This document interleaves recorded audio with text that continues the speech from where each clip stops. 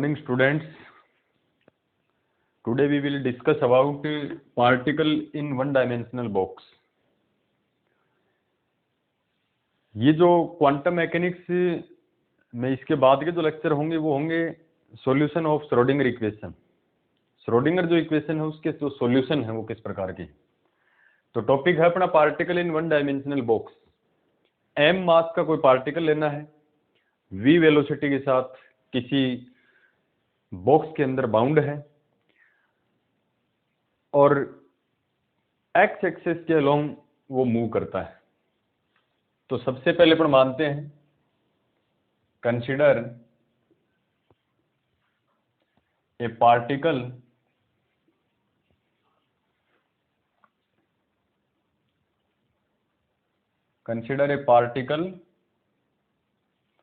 of mass m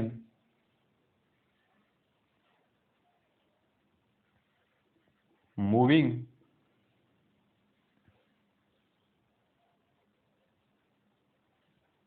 along x-axis.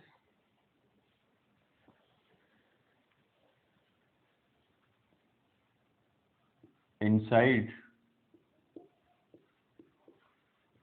the one dimensional box. यानी particle 3D में move नहीं करता है, पार्टिकल वन डायमेंशनल बॉक्स में मूव करता है। ये अपन मान लेते हैं कि अपना वन डायमेंशनल बॉक्स है, एक्स एक्सिस। ये बॉक्स की दीवारें हैं जिस पर पोटेंशियल एनर्जी इनफाइनाइट है। कोई बॉक्स है जिसकी दीवारों के ऊपर पोटेंशियल एनर्जी इनफाइनाइट है तो उसके अंदर जो पार्टिकल है वो बाहर नहीं जा पाएगा, क्योंकि पार्टिकल की पोटेंशियल एनर्जी इनफाइनाइट से ज्यादा नहीं हो सकती। यहाँ कोई पार्टिकल अपन ने मान लिया जिसका मास m है और ये एक्स एक्सिस के अलोंग मूव करता है। ये दीवार से कोलाइड करके वापस इस प्रकार से आ जाएगा। यहाँ पर वो बॉक्स की जो बाउंड्री है वो अपन ले लेते हैं x इक्वल्स टू 0 और यहाँ से x इक्वल्स टू e। तो यहाँ पर पार्टिकल की जो पोटेंशियल एनर्जी है वो किस प्रकार से डिफाइन करें अपन मैथमेटिकली।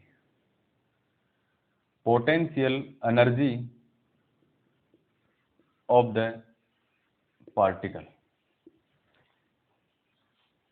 पोटेंशियल एनर्जी Vx, क्योंकि पोजीशन x के ऊपर डिपेंड करता है। पार्टिकल वन डायमेंशनल मूव है, 3D में मूव नहीं करता। Potential energy 0। ये पोटेंशियल एनर्जी 0 कहाँ होगी? बॉक्स के अंदर पार्टिकल, जैसे कोई अपने पास बॉक्स है, उस बॉक्स के अंदर पार्टिकल वो फ्रीली मूव कर सकता है, बट जैसे ही दीवार से कोलाइड करेगा तो पार्टिकल रुकेगा। तो ये जो Vx है ये 0 कब होगा, यानी पार्टिकल की पोटेंशियल एनर्जी 0 कब होगी? जब पार्टिकल 0 से इस साइड और a से इस साइड, यानी 0 रे के बीच में रहेगा तब। यानी x की वैल्यू 0 से ज्यादा हो बट a से कम हो, तब पार्टिकल की पोटेंशियल एनर्जी क्या होगी? 0 होगी। यानी पार्टिकल इस बॉक्स के अंदर रुकेगा नहीं कभी। और पार्टिकल की पोटेंशियल एनर्जी इनफाइनाइट है जो दो दीवारों पर है। एक तो दीवार 0 x इक्वल्स टू 0 पर, एक x इक्वल्स टू a के ऊपर। तो x लेस देन और इक्वल 0,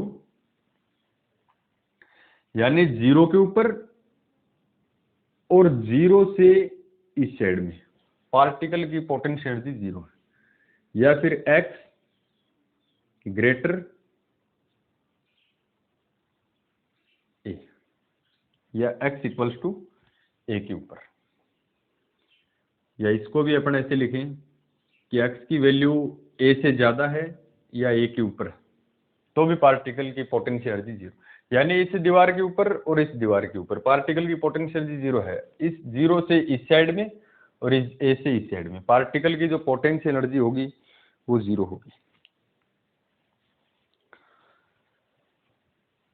और अपन particle in one dimensional box के अंदर श्रोडिंगर जो इक्वेशन है उसका सॉल्यूशन अपन देखेंगे।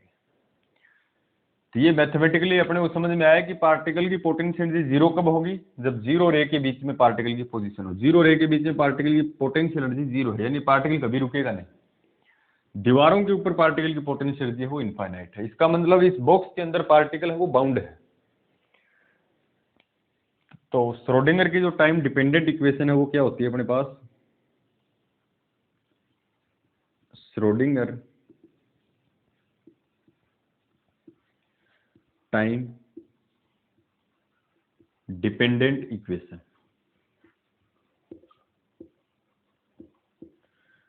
श्रोडिंगर की टाइम डिपेंडेंट इक्वेशन क्या है, iota H line del psi by del T equals to minus h cut line square by h line square by 2m। 3D में होता तो डेल काम में लेते, वन डायमेंशनल में है तो del square psi by del x square plus V X psi. ये श्रोडिंगर की टाइम डिपेंडेंट इक्वेशन है। बात करें अपन की पार्टिकल बॉक्स के अंदर है तो उसकी पोटेंशियल एनर्जी कितनी है, जीरो। बॉक्स के अंदर है तो पार्टिकल की पोटेंशियल एनर्जी जीरो। तो अपन बात करें inside the box, potential energy zero क्यों है, क्योंकि इस बॉक्स के अंदर अंदर पार्टिकल गति कर सकता है, बाहर जा नहीं सकता। पार्टिकल अंदर ही अंदर रुकेगा नहीं, रुके हुए पार्टिकल की पोटेंशियल एनर्जी नहीं होगी। Inside the box Vx equals to zero, इस कंडीशन से। तो यहां अपन Vx की वैल्यू जीरो पुट करें तो श्रोडिंगर समीकरण की किस फॉर्म में होगा, iota H line del psi by del T equals to minus H line square by 2m del square psi by del x square, this is zero.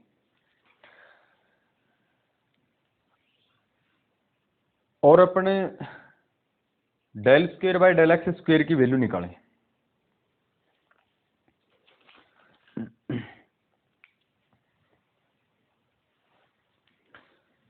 ये जो iota H line del by del t है,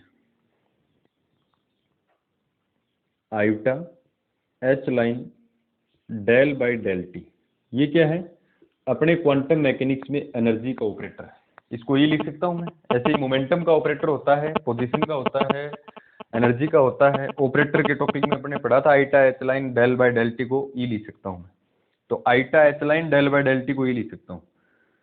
तो सो इसको लिख दिया ई psi equal, इतने इतने को लिखा, साई को छोड़ के, equals to minus H line square by 2m और del square psi by del x square.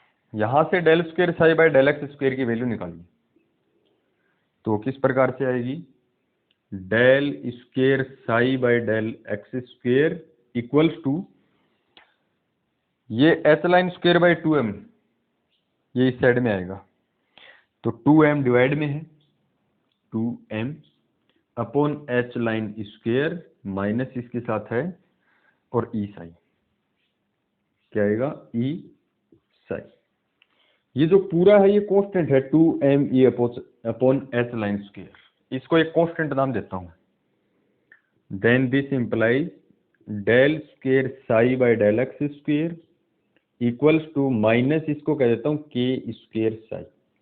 और ध्यान रखना है कि के यहाँ है root 2m E upon H line square. K square करोगे तो रूट हट जाएगा, 2m E upon H line square. क्यों किया अपन ने, क्योंकि ये पूरा कांस्टेंट है, इसको एक ही कांस्टेंट नाम दे दिया अपन ने। इसको इस साइड में लेके आएगा प्लस का हो जाएगा del square psi upon del x square plus k square psi equals to zero. अपने को ये इक्वेशन मिली, दिस इज इक्वेशन फर्स्ट। ये इक्वेशन फर्स्ट ऑर्डर की डिफरेंशिएशन इक्वेशन है या सेकंड ऑर्डर की डिफरेंशिएशन इक्वेशन है। इसका दो बार डिफरेंशिएशन है, it means this is second order differentiation equation. This equation is second order differential equation, second order की डिफरेंशियल इक्वेशन है। और सेकंड ऑर्डर की डिफरेंशियल इक्वेशन को स्टूडेंट्स अपन मैथमेटिक्स में सोल्व करते हैं तो डायरेक्ट उसका जनरल सॉल्यूशन मानना पड़ता है, उसमें जो वेरिएबल्स आते हैं उनको अपन कैलकुलेट करते हैं। तो let the general solution of this equation, let the general solution of this equation, ध्यान रखना क्वांटम मैकेनिक्स हो मैथमेटिक्स हो, उसमें सेकंड ऑर्डर की जो डिफरेंशिएशन इक्वेशन है उसका सॉल्यूशन जो है वो अपने को मानना पड़ता है। तो इसका सॉल्यूशन अपन ने इस प्रकार से मान लिया, साई जो डिपेंड करता है ओनली पोजीशन एक्स के ऊपर और टाइम के ऊपर, क्योंकि particle moving along x axis. वो सॉल्यूशन में इसका इस प्रकार से मानता हूं, कोई constant A sine k x plus other constant B cos B x, this is equation number 2। इसका कोई जनरल सॉल्यूशन अपन ने मान लिया। अब यहाँ के जो वेरिएबल है ए और बी, इनकी वैल्यू अपन निकालेंगे। इनकी वैल्यू कैसे निकालेंगे कि इस बॉक्स की बाउंड्री देखिए 0 इक्वल्स टू ए और 0 equals to x equals to 0 और एक्स इक्वल्स टू ए के ऊपर। Now using boundary condition, boundary condition अपन मान लें, यानी बाउंड्री कहाँ है अपनी, एट एक्स इक्वल्स टू 0 और ए के ऊपर भी है, दोनों लगाएंगे अपन। पहले मैं x इक्वल्स टू 0 पे लगा देता हूँ।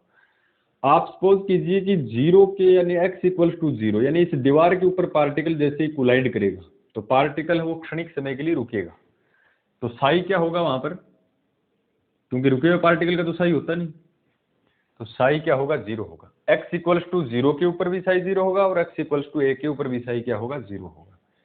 तो इस इक्वेशन में ये बाउंड्री कंडीशन अपन यूज करें तो जहां भी x दिखाई देता है उसकी जगह 0, तो साई क्या होगा, 0 होगा। तो साई 0 होगा। इक्वेशन 2 इंप्लाइज साई 0 ए साइन के एक्स की जगह क्या रखना है, 0 प्लस बी कोस के एक्स की जगह क्या रखना है, 0। तो यहां से क्या हो जाएगा, साइन 0 की वैल्यू 0, कोस 0 की वैल्यू 1, तो ये टर्म 0, तो b और इंटू 1, तो b इक्वल्स टू 0। तो यहां से एक कांस्टेंट आया b equals to 0।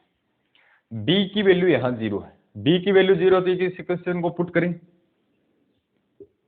So by equation 2, equation 2 क्या हो जाएगी, psi x equals to a sine k x, this is equation 3, क्योंकि b की वैल्यू क्या हो गई, 0 हो गई। डियर स्टूडेंट्स, b की वैल्यू 0 निकाले, ऐसे ही अपन a की वैल्यू निकालें, क्योंकि a और b अपने पास कांस्टेंट है कोई, ये अपन ने द्वारा माने गए हैं, तो a और b की जो वैल्यू होगी इस प्रकार की आएगी। नॉर्मलाइज कंडीशन से अपन इसकी वैल्यू निकालेंगे।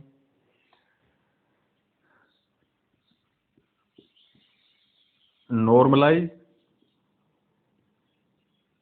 वेव जो फंक्शन होता है उसके लिए फॉर्मूला क्या होता है, वो होता है स्टूडेंट साई स्टार साई और dx इक्वल्स टू क्या होता है, 1 होता है। तो साई ये है अपने पास, इसका स्टार स्टार करेंगे तो ये विदाउट आइटा है ये, तो आई स्टार का कोई इफेक्ट नहीं पड़ेगा, तो क्या लिखेंगे अपन, साई स्टार, यानी साई स्टार यही है A sine k x into psi, psi भी यही है A sine k x d x equals to 1। क्यों इफेक्ट नहीं पड़ा स्टार का, क्योंकि इसमें आइटा नहीं है। इसको सोल्व करें स्टूडेंट्स तो अपन क्या आएगा, a इंटू ए स्क्वेयर बाहर आ जाएगा, अंदर बचेगा sine square k x d x equals to 1। Sine square theta का इंटीग्रेशन किस प्रकार से करते हैं अपन जानते हैं कि साइन स्क्वेयर थीटा को लिखता हूं 1 minus cos 2 theta upon 2, mathematics में लिख सकते हैं अपन।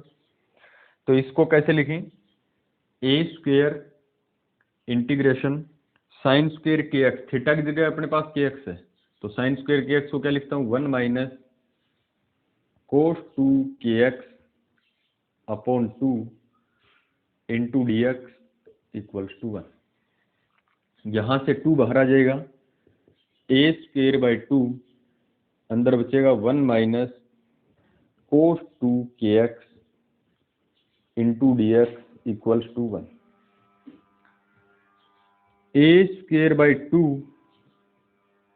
अपन इसका इंटीग्रेशन करें और लिमिट कहां से कहां तक रहेगी इसकी 0 टू a। पार्टिकल 0 और a के बीच में मूव कर सकता है, तो पार्टिकल की जो लिमिट है वो 0 टू a है। ये जो इंटीग्रेशन है वो 0 टू a है। इसका अपन इंटीग्रेशन करें 1 का हो जाएगा x के रेस्पेक्ट में x माइनस कोस 2kx का साइन का होता है माइनस कोस एक्स और कोस एक्स का होता है साइन एक्स, तो साइन 2kx और अपॉन में इसका डिफरेंशिएशन यानी 2k। लिमिट है 0 टू a इक्वल्स टू 1। अब स्टूडेंट्स क्या करना है अपने को, upper limit minus lower limit से इसको खोलना है। तो इसको खोलेंगे तो a² 2 ये x की जगह अपर लिमिट a माइनस आप 0 करोगे तो साइन 2a अपॉन 2 और 0 और 0। तो यहां से वैल्यू ये 0 लेना है। इसको सॉल्व करना आप upper limit minus lower limit से। तो यहां से जो a आएगा a² जो आएगा ये a/2 है, इस साइड में जाएगा तो 2/a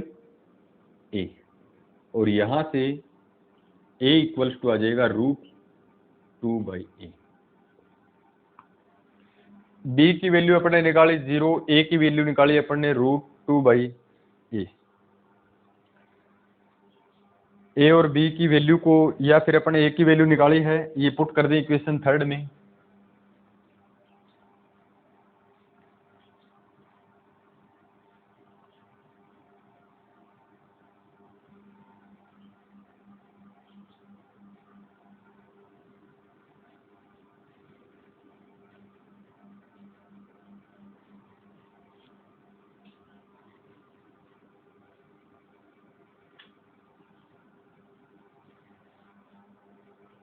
तो ये वैल्यू अपन इक्वेशन 3 में पुट करें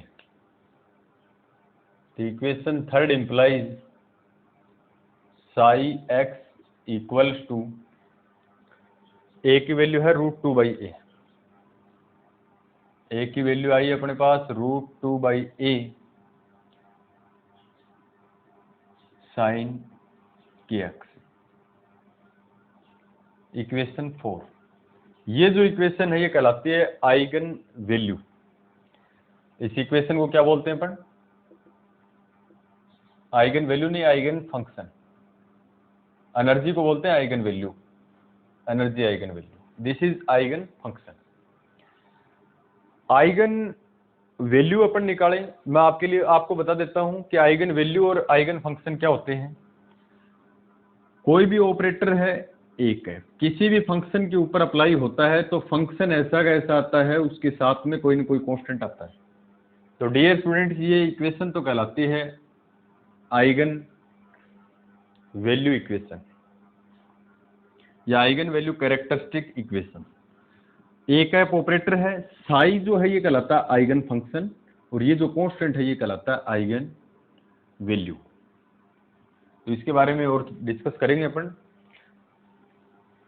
अब यहां अपना आया, अब अपन निकालेंगे वैल्यू किसकी, आइगन एनर्जी निकालते हैं। आइगन फंक्शन है ये, आइगन एनर्जी निकालेंगे। आइगन फंक्शन होता है साई, साई के साथ में जो कांस्टेंट होता है वो आइगन वैल्यू होता है। तो आइगन वैल्यू अपन निकालते हैं आइगन वैल्यू। यहां से अपन वैल्यू निकालें तो बाउंड्री कंडीशन लगाएं, तो बाउंड्री को eight x equals to a के ऊपर देखिएगा। ऐसे अपना डायग्राम था, यहाँ 0 था, यहाँ a। X equals to a के ऊपर भी साई को क्या होना पड़ेगा 0, क्योंकि दीवार के ऊपर तो पार्टिकल रुकेगा। अब यहां से अपन ये बाउंड्री कंडीशन इस पे लगाएं, सो इक्वेशन 4 इंप्लाई साई क्या हो जाएगा 0, एक्स इक्वल्स टू ए के ऊपर। इक्वल्स टू √2/a साइन के, और x की जगह क्या रखें तब साइन 0 हुआ, x की जगह अपन क्या रखें, a रखें, तब 0 होगा। तो डियर स्टूडेंट्स, इन दोनों का मल्टीप्लाई 0 है, तो कौन सा 0 होगा, ये तो कांस्टेंट है √2/a, ये तो 0 हो नहीं सकता। इसके लिए अपन क्या लिख सकते हैं, साइन के a 0 हुआ है, और साइन थीटा इक्वल टू 0, इसका मतलब थीटा इक्वल टू n पाई। तो यहाँ का थीटा जो है के ए, तो 100% क्या हुआ है, n पाई के इक्वल होता है, क्योंकि sine n pi equal to 0 होता है।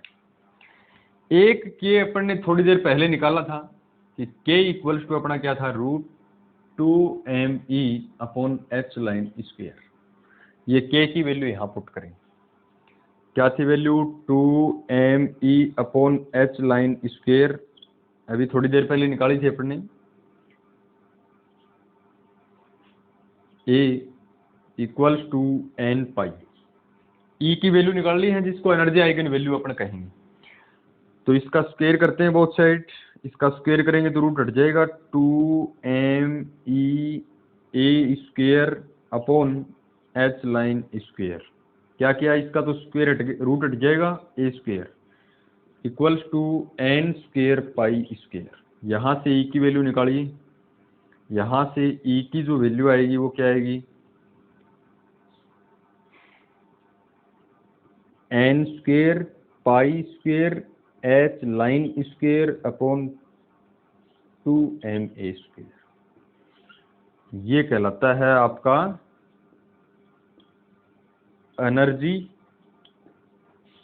आइगन वैल्यू, और साई कहलाता है एनर्जी आइगन फंक्शन। अब इसको ध्यान से देखें अपन, तो ये वैल्यू, एनर्जी की वैल्यू जो आई है वो क्या सतत होती है या विभक्त होती है, डिस्क्रीट है या कंटिन्यूअस। तो इसको चेक कर लेते हैं अपन एक बार। अपन जैसे n इक्वल्स टू 1 पुट करें,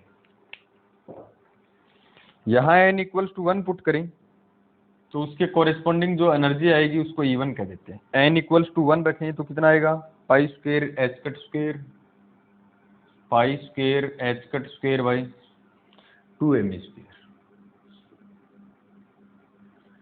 n इक्वल्स टू अपन 2 पुट करें, तो यहाँ 2 पुट करें तो 4, इसको कहते हैं E2 equals to 4 π² h line square by 2m²। 3 put करें तो E3 क्या आएगा, 3 9 π² h line square by 2ma²। ये इतनी वैल्यू किसकी है, E1 की। ये देखो E1 π² h line square by 2ma², ये भी E1। तो इसको मैं E1 लिख सकता हूँ, इसको E1 लिख सकता हूँ। तो ये वैल्यू किस प्रकार की आएगी, E1 रेशियो करें E2 रेशियो करें E3, यानी इनका अपन अनुपात निकालें तो वो किसके अनुपात में जाता है, 1:4:9, 1:4:9। तो ये एनर्जी आइगन जो वैल्यूज हैं ये कहलाती हैं डिस्क्रीट, यानी पार्टिकल 1 डायमेंशन बॉक्स के अलोंग मूव करता है